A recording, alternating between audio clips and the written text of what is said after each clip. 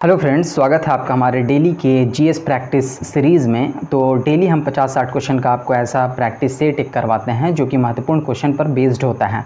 आज की इसी सीरीज़ की कड़ी में आज के जो सेट का पहला क्वेश्चन है वो है एक वायुमंडलीय दाब यानी एक एटमॉस्फेरिक प्रेशर दाब किसके बराबर होता है, यानी कितने जो है न्यूटन पर मीटर स्क्वायर के बराबर होता है। ठीक है, तो एक वायुमंडलीय दाब जो है वो 10⁵ यानी 10⁵ न्यूटन पर मीटर स्क्वायर के बराबर होता है। नेक्स्ट क्वेश्चन है वायु दाब मापी में पारे के स्तंभ का धीरे धीरे गिरना किस चीज़ का सूचना देता है। देखिए, जो 760 मिलीमीटर या फिर 76 सेंटीमीटर जो वायुमंडलीय पारा का जो स्तंभ होता है, ठीक है, दाब का, वो अगर धीरे धीरे नीचे उतरता है तो वर्षा का संकेत है। अगर वो अचानक नीचे आ जाता है तो फिर आंधी तूफान का संकेत है, और अगर धीरे धीरे ऊपर उठता है तो साफ़ और सुहावना मौसम का संकेत है। तो यहाँ पूछा गया कि पारे के स्तंभ का धीरे धीरे गिरना किस चीज़ का सूचक है, तो वर्षा की संभावना का सूचक है। और अगर अचानक गिर जाए तो आंधी तूफान, यानी अचानक गिरा मतलब उस क्षेत्र का प्रेशर बिल्कुल लो हो गया है, और प्रेशर लो होने का मतलब है कि आंधी तूफान आने का संकेत है। नेक्स्ट क्वेश्चन है कि वायु दाब मापी के पारे के स्तंभ का अचानक नीचे गिरना किस चीज़ का सूचक है। जैसा कि अभी मैंने बताया, अचानक अगर नीचे गिर जाता है तो आंधी तूफान का सूचक है। नेक्स्ट क्वेश्चन है कि बैरोमीटर के पारे के स्तंभ का धीरे धीरे ऊपर उठना किस चीज़ का सूचक है। अभी जैसे कि मैंने बताया कि स्वच्छ और साफ मौसम का सूचक है। नेक्स्ट क्वेश्चन है कि दाब बढ़ने पर बर्फ़ का गलनांक पर क्या प्रभाव पड़ता है। बर्फ़ का अगर हम प्रेशर बढ़ा देते हैं तो उसका गलनांक घट जाता है। ठीक है, इसी प्रकार हम अगर नमक मिला देते हैं बर्फ़ में तो भी उसका गलनांक घट करके -22 डिग्री सेल्सियस हो जाता है। इसलिए आइसक्रीम बॉक्स जो गली मोहल्लों में बेचने के लिए आते हैं उसमें उस बर्फ़ में जो है नमक मिलाया जाता है और साइड साइड में रखा जाता है ताकि वो जल्दी पिघले ना।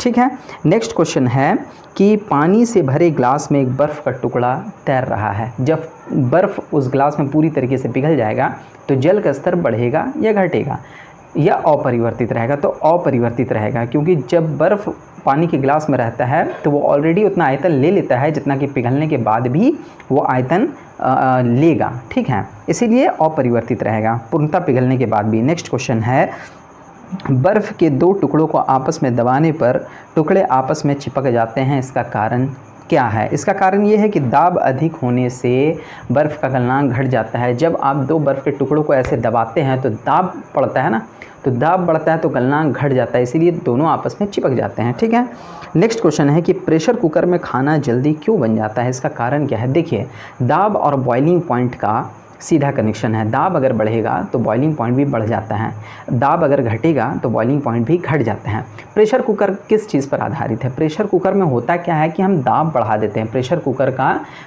कुकर उसका नाम ही क्यों है, क्योंकि हम चारों तरफ से उसको पैक करके और उसका प्रेशर बढ़ा देते हैं। जब प्रेशर बढ़ जाता है तो क्या होगा, बॉइलिंग पॉइंट भी बढ़ जाएगा। तो जब प्रेशर बढ़ा तो बॉइलिंग पॉइंट भी बढ़ गया।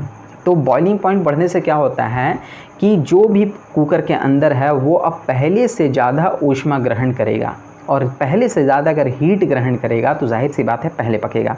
तो ये उसका मेन रीज़न है। ठीक है, नेक्स्ट क्वेश्चन है कि पानी से भरे किसी बर्तन में पड़ा हुआ सिक्का थोड़ा ऊपर उठा हुआ तथा पानी से भरे बर्तन में डुबाई गई छड़ी मुड़ी हुई प्रतीत होती है। क्यों, क्या कारण है। कोई सिक्का अगर डालते हैं या फिर कोई नींबू वगैरह हम डाल के रखते हैं तो थोड़ा सा ऊपर जो है प्रतीत होता है, थोड़ा बड़ा भी लगता है। कोई छड़ी अगर है तो वो तिरछी प्रतीत होती है, टूटी हुई प्रतीत होती है। ये प्रकाश के अपवर्तन के कारण होता है, यानी रिफ्रैक्शन ऑफ लाइट के कारण होता है। तारों का टिमटिमाहट में भी एक मैकेनिज़्म प्रकाश का अपवर्तन सिद्धांत ही इसके पीछे भी जो है खोजा गया है। नेक्स्ट क्वेश्चन है कि घड़ी की भरी हुई चाबी में कौन सी ऊर्जा निहित रहती है। जो चाबी वाली गाड़ी रहती है या चाबी वाली घड़ी रहती है उसमें जो है स्थितिज ऊर्जा, यानी जो है आपका गतिज ऊर्जा नहीं, स्थितिज ऊर्जा रहता है ना, स्टोरेज एनर्जी रहता है।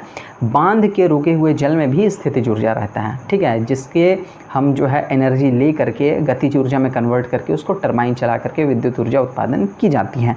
नेक्स्ट क्वेश्चन है कि गुरुत्वीय त्वरण यानी ग्रेविटेशनल एक्सेलरेशन, जिसको स्मॉल g से सूचित किया जाता जाता है का मान कितना होता है, तो 9.8 मीटर पर सेकंड होता है। देखिए एक चीज़ और है स्केप वेलोसिटी। स्केप वेलोसिटी मतलब पलायन वेग। पलायन वेग का मान कितना है, तो 11.2 किलोमीटर पर सेकंड है। पलायन वेग क्या होता है कि वह न्यूनतम वेग जिससे अगर किसी भी पदार्थ को हम इस पृथ्वी से फेंकें तो वो पृथ्वी के गुरुत्वीय क्षेत्र को पार करके बाहर निकल जाता है, वो न्यूनतम वेग पलायन वेग यानी स्केप वेलोसिटी कहलाता है, जो कि 11.2 किलोमीटर पर सेकंड है। नेक्स्ट क्वेश्चन है कि चंद्रमा पर गुरुत्वीय त्वरण का मान पृथ्वी के जो है कि मान का कितना भाग होता है, तो चंद्रमा में जो गुरुत्वीय त्वरण है वो पृथ्वी के गुरुत्वीय त्वरण का जो है 1/6 होता है। जो ग्रेविटेशन यहाँ पर है, ग्रेविटेशनल फोर्स, उसका 1/6 भाग चंद्रमा पर होता है। नेक्स्ट क्वेश्चन है कि जी का मान सबसे कम कहाँ होता है। जी यानी वही स्मॉल जी, ग्रेविटेशनल एक्सेलरेशन यानी गुरुत्वीय त्वरण, इसका मान सबसे कम विषुवत रेखा पर होता है ना। पृथ्वी के तल पर विषुवत रेखा पर जो कि इक्वेटर है, जो कि पृथ्वी को 2 बराबर भागों में बांटता है, वहाँ पर जी का मान सबसे कम होता है। जब ध्रुवों की ओर आप बढ़ते हैं तो जी का मान भी बढ़ता चला जाता है और ध्रुवों पर जी का मान अधिकतम होता है। इसीलिए आपका वेट भी ध्रुवों पर अधिकतम होता है, विषुवत रेखा पर न्यूनतम होता है। ठीक है। नेक्स्ट क्वेश्चन है कि पृथ्वी के केंद्र पर जी का मान क्या होता है। जी यानी ग्रेविटेशनल एक्सेलरेशन, वही स्मॉल जी का मान ध्रुवों पर 0 होता है, सॉरी ध्रुवों पर तो अधिकतम होता है, केंद्र पर पृथ्वी के सेंटर में 0 होता है। इसीलिए पृथ्वी के केंद्र पर किसी भी वस्तु का भार 0 होगा। देखिए भार और द्रव्यमान, अगर आपसे द्रव्यमान पूछा जाए तो किसी भी पदार्थ का द्रव्यमान कभी शून्य नहीं हो सकता है, चाहे वो कहीं भी हो, लेकिन भार जो है जी पर डिपेंडेंट होता है। ठीक है, इसीलिए जी का मान सेंटर पर 0 होता है, इसीलिए पृथ्वी के केंद्र पर भार 0 होगा, लेकिन द्रव्यमान जितना है उतना ही रहेगा। ठीक है, उस सब्सटेंस का। नेक्स्ट क्वेश्चन है कि गड्ढे में भरे पानी में, कोई गड्ढा है या फिर ड्रम है जहाँ पे गंदा जल भरा हुआ है, उसमें मच्छर के लार्वा पनप जाते हैं। इसीलिए आपसे कहा जाता है कि घर के अगल बगल या कहीं भी अगर बरसात का पानी या कोई भी पानी पड़ा है तो उसे आप उलट दें। ठीक है, तो यहाँ क्वेश्चन ये है कि उस गंदे पानी में जो गड्ढे में है या फिर बीकर में है, किसी भी चीज़ में है, में मच्छर का लार्वा रहता है और हम उसमें केरोसिन तेल अगर डालते हैं तो वो लार्वा उसमें डूब जाता है। ऐसा क्यों होता है? तो ऐसा इसलिए होता है कि केरोसिन तेल हम जब उसमें डालते हैं तो उसका सरफेस टेंशन, वाटर का सरफेस टेंशन यानी पृष्ठ तनाव ख़त्म हो जाता है, जिससे लार्वा तैर नहीं पाते हैं और डूब करके मर जाते हैं। ठीक है, तो ये कारण है, उसका पृष्ठ तनाव कारण है। ठीक है। नेक्स्ट क्वेश्चन है कि कोई वस्तु द्रव में अंशतः या पूर्णतः डुबाई जाती है तो उसके भार में कमी किस कारण प्रतीत होती है। तो एक उत्प्लवन बल काम करता है वहाँ पर। ठीक है, उत्प्लावक बल, फ्लोटेशन से रिलेटेड ये नियम है। तो वो क्या है, मेनली यह आर्किमिडीज़ का सिद्धांत है कि किसी वस्तु को आप द्रव में डुबाते हैं तो द्रव के नीचे से भी एक फोर्स उस पर काम करता है जिससे वो वस्तु तैरती है। और किसी द्रव को जब आप डुबाते हैं, किसी वस्तु को द्रव में डुबाते हैं तो उसके भार में, उसके जो भार में आभासी कमी आती है, वो कमी किसके बराबर होती है, तो उस वस्तु के द्वारा जितना जल विस्थापित किया गया है उसके भार के बराबर कमी आती है। यही आर्किमिडीज़ का सिद्धांत है। ठीक है, तो यहाँ पे मेनली क्वेश्चन है कि उसके भार में कमी किस लिए प्रतीत होती है, तो वही उत्प्लावक बल के कारण प्रतीत होती है कमी, जो कि नीचे से वाटर के द्वारा लगाया जाता है। नेक्स्ट क्वेश्चन है कि उत्प्लावकता का सिद्धांत किसने दिया, जैसा कि अभी मैंने बताया, लॉ ऑफ फ्लोटेशन यानी उत्प्लावकता का सिद्धांत आर्किमिडीज़ ने दिया। ठीक है। नेक्स्ट क्वेश्चन है कि किसी पदार्थ के 1 ग्राम में सन्निहित, ठीक है, संहति का द्रव्यमान, किसी पदार्थ के 1 ग्राम संहति यानी 1 ग्राम, जो किसी भी पदार्थ के 1 ग्राम का टुकड़ा अगर निकाल लें तो उसका द्रव्यमान लेकर उसका ताप 1 डिग्री सेल्सियस अगर बढ़ाया जाए, किसी पदार्थ के, सिंपल समझिए, किसी पदार्थ के 1 ग्राम द्रव्यमान को 1 डिग्री सेल्सियस बढ़ाने के लिए जितनी ऊष्मा की आवश्यकता होती है वो क्या कहलाती है, वो कहलाती है विशिष्ट ऊष्मा, है ना, स्पेसिफिक हीट कहलाती है, विशिष्ट ऊष्मा कहलाती है। ठीक है। नेक्स्ट क्वेश्चन है कि पृथ्वी के लिए पलायन वेग का मान कितना है। अभी थोड़ी देर पहले मैंने बताया कि पृथ्वी पर पलायन वेग का मान 11.2 किलोमीटर पर सेकेंड है। नेक्स्ट क्वेश्चन है कि सूर्य के लिए पलायन वेग का मान कितना है। तो जैसे पृथ्वी पर पलायन वेग का मान 11.2 है, सूर्य के लिए 42 किलोमीटर है, 42 किलोमीटर पर सेकेंड। नेक्स्ट क्वेश्चन है चंद्रमा के लिए पलायन वेग का मान कितना है। तो 2.3, मात्र 2.37 किलोमीटर पर सेकंड है। इसीलिए चंद्रमा में वायुमंडल नहीं है। क्यों? क्योंकि वहाँ पर पलायन वेग का मान कम है, और पलायन वेग का मान कम है इसीलिए गैस वहाँ पे पलायन कर जाते हैं, ठहरते नहीं हैं। ठीक है। नेक्स्ट क्वेश्चन है कि ऑप्टिकल फाइबर का आविष्कार किसने किया। टी.एच. मॉइसन ने ऑप्टिकल फाइबर का आविष्कार किया, टी.एच. मॉइसन ने।